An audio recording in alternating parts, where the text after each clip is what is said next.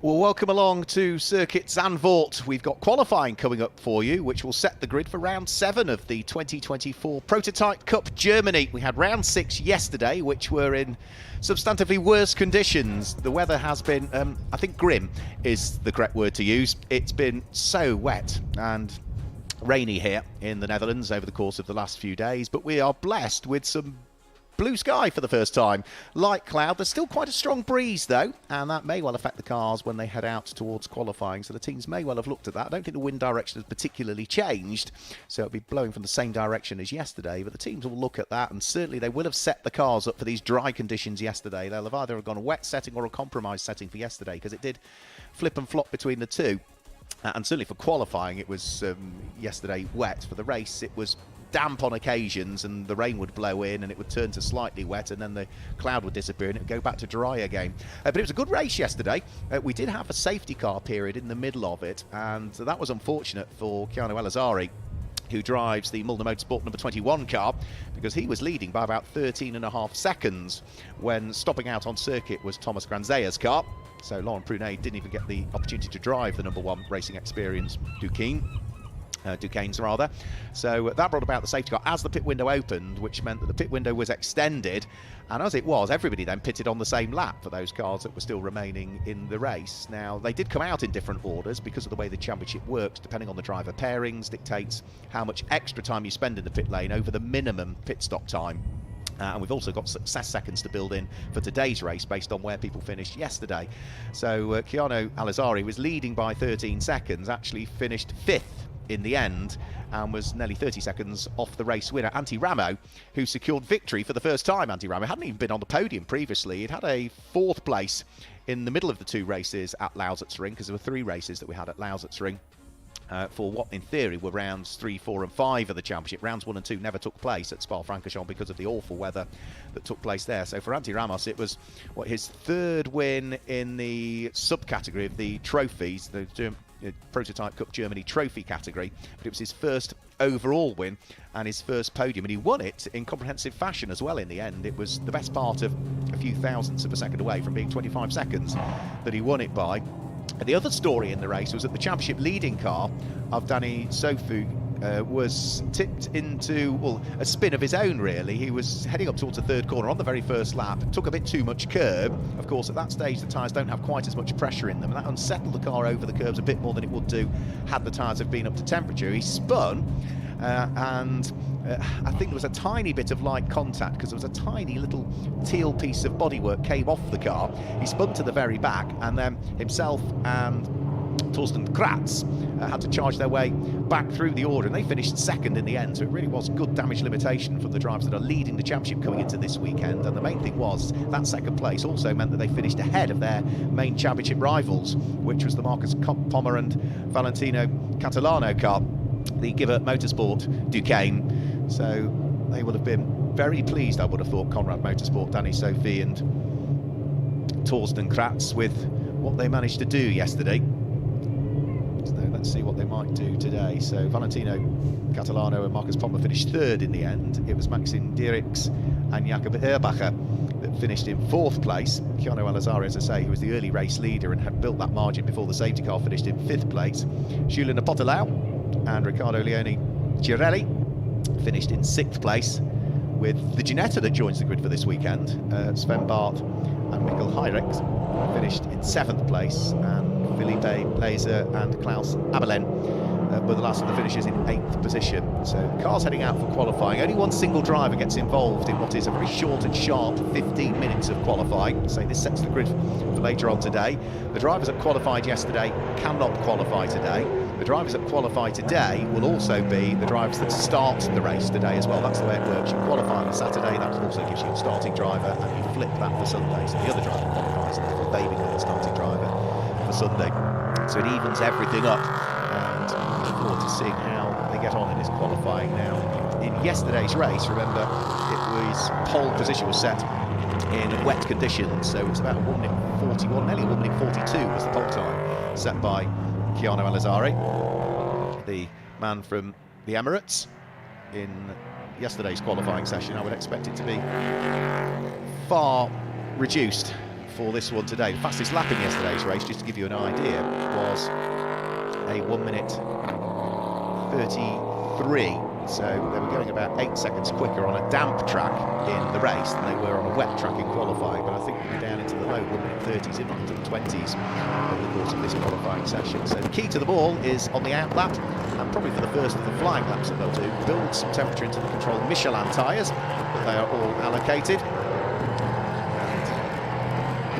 And for drivers, they are limited to the amount of tyres that they can do, utilise over the course of the weekend. Cars participating in their second or subsequent Prototype Cup Germany events are allowed a maximum of 3 tyres, which covers free practice, qualifying and races to be allocated. Well, on the basis of most of the sessions have been wet so far, they'll all have been wet tyres, so they'll be onto slicks for this one, as they would have used probably in yesterday's race, I would have thought, because whilst it was damp, slicks I'd imagine were probably the way to go yesterday. So the cars thunder their way over the start-finish line, with weaving from side to side Torsten Kratz at the wheel of the Ligier.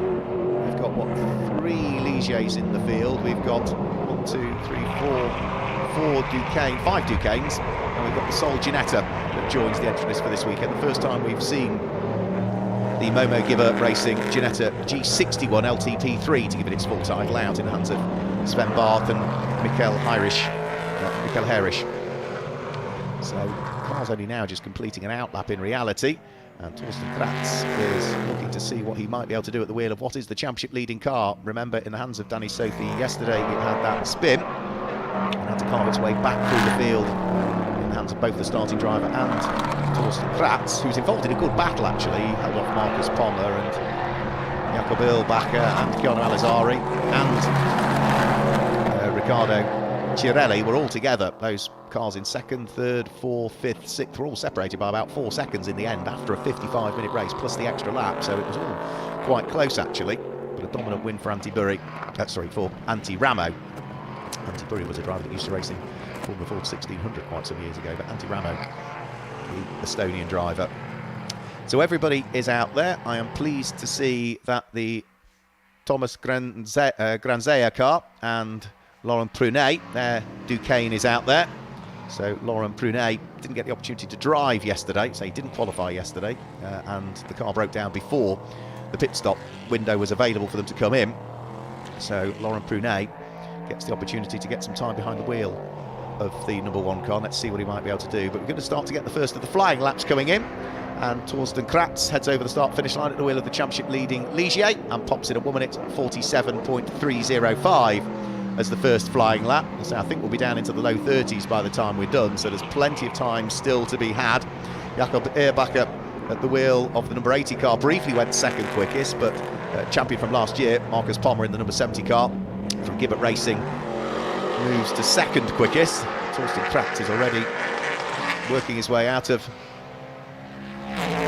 Rob Slotemacher and up towards the crest and downhill in towards Skavlak, which is the next of the corners, the first of 3 right-handers on the trot. You get Skyflak, then you get Mastersbocht, and then you get the next of the right-handers, which is the tighter of them all, which is turn number 9, Bocht 9 here at Circuit Zandvoort, which is just coming up to now. It's quite easy to lock an unloaded wheel there, the inside wheel, as you're trying to rotate the car into the corner, and it just takes the weight off that front right-hand corner. We've seen quite a few cars in this and the supporting races just lock up there. Tricky little corner, that one, to try and get the car stopped, rotated, and almost onto the brakes, but you have to bleed off them a little bit to make sure that the car does what it needs to do. But Torsten Kratz, who was the first to chalk a lap into the book, has gone quicker through Sector 1 and quicker through Sector 2 than he has previously gone. He was briefly fastest overall through Sector 2, but Marcus Pommer, the reigning champion, who is third at the moment, is on for a good lap. So I think Torsten Kratz will probably go back to the top of the times with this one at the wheel of the number 2 car. Through and over the start-finish line, the Conrad Motorsport car goes. The Ligier goes to the top of the times with a 1 minute 37.478. But watch out for the number 70 car, the red car of Marcus Pommer, because he is about to come through and over the start-finish line any second now. And does he go to the top of the times? No, he doesn't. He was purple through a couple of sectors, but he is now third quickest, and Antti Ramo is at the top of the times, who was yesterday's race winner, 1 minute 36.496 from the number 14 Ligier from RMS GT Racing in the hands of the Estonian. There's the Ginetta, just heading through. That is Michael Perisch. One of, understandably, many German drivers we've got in the field. French, Germans, Americans, Swiss, Italians, those from the Emirates, and of course Belgian and Estonians all amongst the entry list for this weekend. So it's quite an international flavour for the Prototype Cup Germany.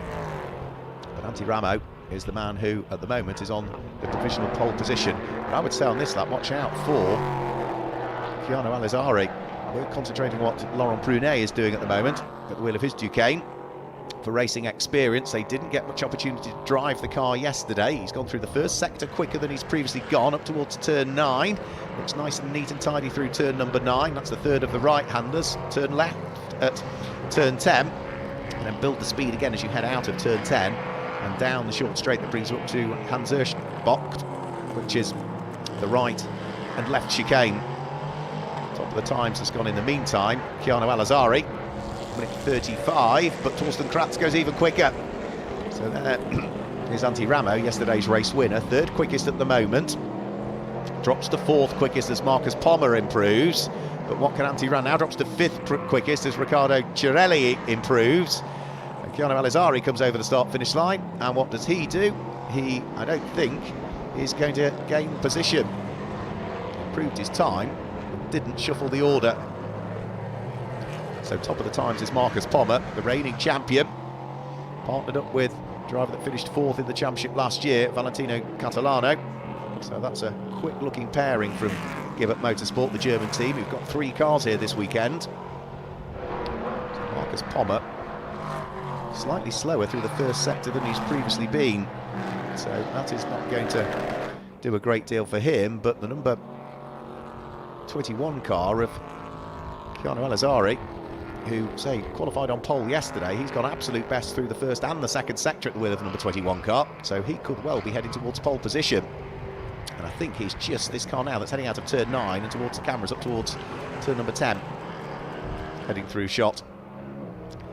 So let's see what he might be able to do, Chiano Alizari, who drives solo at the wheel of his Duqueine. You can't miss the BWT Mucca Motorsport car of Riccardo Cirelli, sharing the car with Giuliano Potolo, who was runner-up in the championship back in 2023, Giuliano Potolo. Let's have a quick look and see what Riccardo Leone Cirelli can do this time through. He's currently third quickest. He's slightly quicker through the first sector, but slower through the second. And as he comes over the start-finish line, Riccardo Cirelli, I don't think is going to improve. No, he remains third quickest. There is no improvement from him there. It was a neat and tidy lap, but just going slightly slower through the final 2 sectors meant that he actually now has lost out as Jakob Ehrbacher goes third quickest. And there, stopped out on circuit, is, I think, is that the Fricadelli racing car? Is that Felipe Laser that's probably had a spin? And there's a spin there. I know who that one is. That is going to be Jakob Ehrbacher, who's had the spin at the wheel of the number 80 Gibbert Racing Duqueine. That's at turn number 3, so the bank section, the little kink just before that, and those 2 cars stricken out on circuit do mean that with 5 minutes and 36 seconds to go of this qualifying session, the red flags have come out.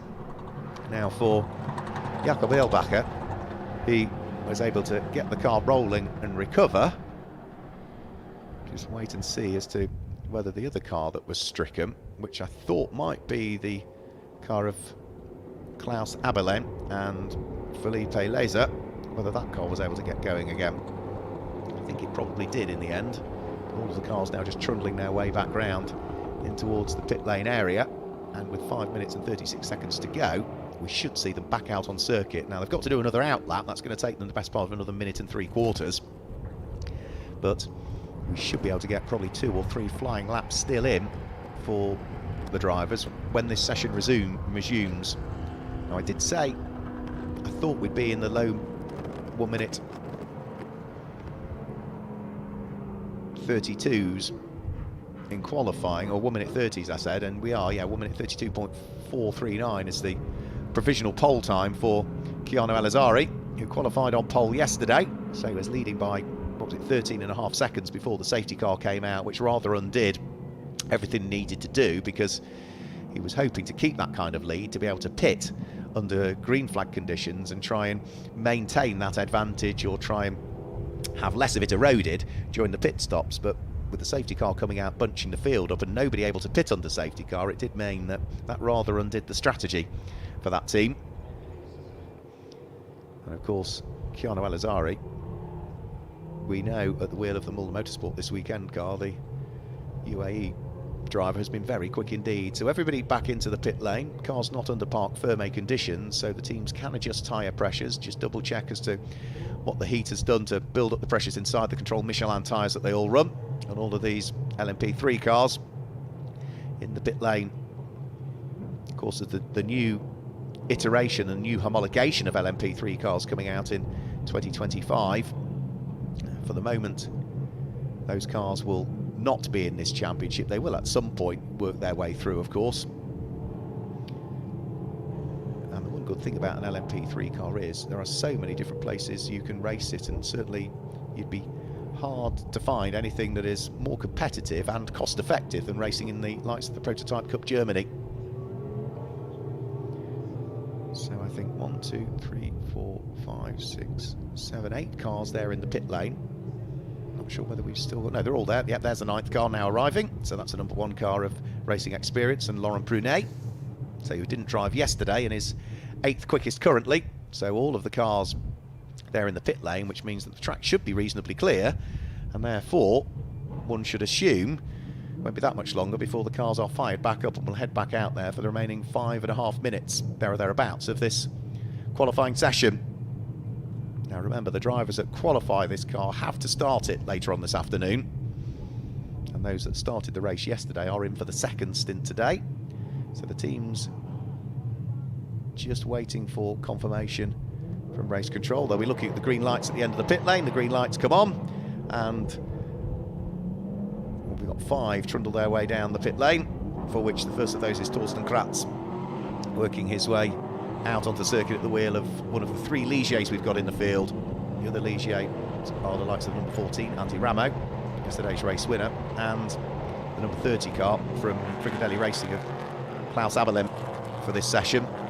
The Duquesnes, Keanu Elazari, who, say, qualified on pole yesterday. Marcus Pommer, the reigning champion in the Duquesne.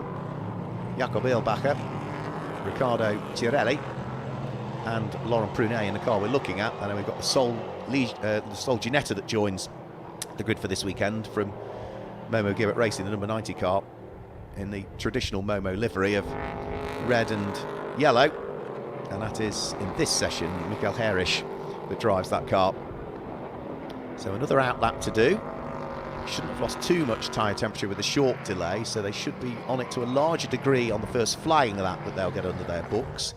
And with a nice nearly 4.3 kilometre circuit, or just over 2.6 miles here at Circuit Zandvoort, there's plenty of Dutch real estate to find yourself some clear space on the track, not get compromised by any traffic, and crack on with it. And that is exactly what Torsten Kratz is looking to do. So make sure that he gets a good exit coming out of 13. So important. A lot of apex speed, but carry that speed out, because in these cars, again, with all of the aero and the downforce that they provide, you'll be flat out through Arie Luyendyk Bocht and carry all of that momentum all down the start-finish straight. So on to the start of the flying lap he goes. A few seconds later on, Riccardo Tirelli comes over the start-finish line for BWT Mucker Motorsport. And then the next of the cars over the start-finish line is going to be Fricadelli Racing, I think, isn't it? Now already taking place on the run in towards the braking area for Tarzan. That was Keanu Elazari, who was keen to get himself through and ahead of Antti Ramo. Those are the 2 cars that are driven solo by their respective drivers. Remember, one of them qualified on pole yesterday, the other one won the race yesterday. Keanu Elazari qualified on pole, but he didn't take the win. That went the way of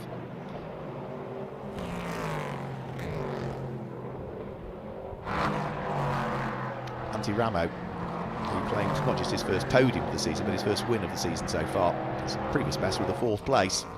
So what's that? We've had, if you discount the races at Spa that didn't take place, then we've had 4 races so far this year. We've had 3 different winners, which bodes well for a competitive season as they leave Zandvoort after the race later on today. They'll then head towards Hockenheim, Nürburgring and Sachsenring. Will be the final venues that we will head towards, and each one of those is now a double race. Lausitzring was the only one where we had 3 races over the course of the weekend. Every other one is just 2 races. So we're starting to see some quick middle sector times come in. The first sector not quite as quick, because of course there would have been a bit of tyre temperature lost with the brief red flag, but with 2 minutes and a bit of change to go, should still be enough time for most of the cars to probably squeeze 2 flying laps out of this one. So this one will count. It's still a time that they will set, but I'm not sure for many of them it's going to be an improvement. It is for Marcus Pommer, actually. The number 70 car goes quicker and improves with a 1 minute 32.838. There's also improvements for Torsten Kratz, but as he moves up the order at the wheel of the number 2 car and now goes 4th quickest. But the car we need to keep an eye on is the number 21 car of Keanu Alazari, who has set the fastest time of the session we've seen so far. He's a bit slower through sector 1, but the middle sector he really hooked up, and a 1 minute 32.178 now is the provisional pole time for the pole sitter from yesterday, Keanu Alazari. We'll be hoping that he might be able to convert that to hanging on to pole, grab the race lead and stick with it without a safety car interruption, because that was really his undoing in yesterday's race. And he's another driver that so far this year, Keanu Alazari, who hasn't had a race win. He's had a 4th in the first of the races at Lausitzring. He took a 6th in the 3rd of the 2 races at Lausitzring and didn't score at all in the middle of them, had issues and retirement, but he was looking good, certainly for a podium spot yesterday, if not a win, and it just didn't happen for him. He tops the times at the moment. Marcus Pommer is looking good in this one, but we need to keep an eye towards what Riccardo Cirelli is doing at the wheel of the number 8 Mucka Motorsport car, and at the wheel of the Duqueine he comes over the start-finish line, chasing Torsten Kratz around the circuit. Cirelli improves and goes within 75 thousandths of a second of getting himself onto the front row of the grid. That extends further now as the next car comes through, which is Marcus Pommer, who was already second and improves his time, but remains second with a 1 minute 32.509 from his Duqueine. And then we wait the arrival of the next car over the start-finish line, which is Laurent Prunet, who also improves with a 1 minute 36.617, but doesn't improve his position. So the number 1 car still remains 8th quickest at the moment. Whatever the problems were with that car yesterday, which caused it to stop out on circuit with lots of fluid coming out of an overflow pipe at the back, seemed to have been solved by the team. There goes Jakob Erlbacher at the wheel of the number 80 Gibbet Motorsport Duqueine. That car finished 4th yesterday, just missed out on the podium. The purple first sector for Keanu Alazari at the wheel of the number 21 Mulner Motorsport car, the car that qualified on pole yesterday, the white and the blue machine, quicker than anybody has been through the first sector. He also set the fastest lap of qualifying that we saw on the previous lap, a 1 minute 31.895, and he's potentially on for further improvement this time through. There's a car just ahead of him, which I don't think is overly going to affect his middle sector time, and a bit of a snatch break there heading into Hans Hirschbocht, and that means that he just runs a little bit wide at the first of the apexes. The car slides wide. Is he going to stick with the lap, or is he going to back out of it? He was slightly slower through that middle sector anyway, as the checkered flag comes out, and over the start-finish line goes Torsten Kratz, chased over the start-finish line by Riccardo Cirelli. Cirelli and Kratz, neither of them improve. Here comes Marcus Pommer. Can he improve? Yes, he can, but he's still second with a 1 minute 32.317. Keanu Alazari dives for the pit lane and is not going to take the checkered flag. Andy Ramo comes through and over the start-finish line and improves, but still remains 6th quickest with a 1 minute 34.379. Laurent Prunet is next through, who also improves with a 1 minute 35.935, but doesn't again improve his position. And Klaus Abelin will be next through, as well as Michael Herich. And what do they do? Klaus Abelin and does not improve. Jakob Erlbacher does, though. He moves up to 4th quickest and goes quicker than Torsten Kratz on the final lap with a 1 minute 33.632 from him. So all of the cars making their way back in towards the pit lane area.